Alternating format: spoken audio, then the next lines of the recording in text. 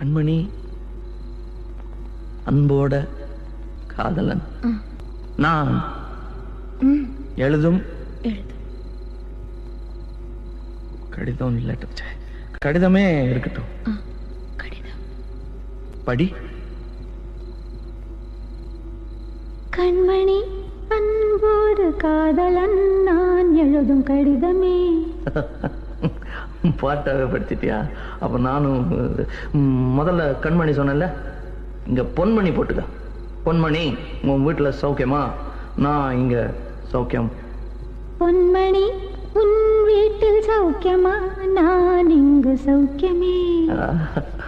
உன்னை நினைச்சு பார்க்கும்போது கவிதை மனசுல அருவி மாதிரி கொட்டுது. ஆனா அதை எழுதணும்னு உட்காந்தா அந்த எழுத்து தான் வார்த்தை. உன்னை எண்ணி பார்க்கையில் கவிதை கொட்டுது. அதான் அதை எழுத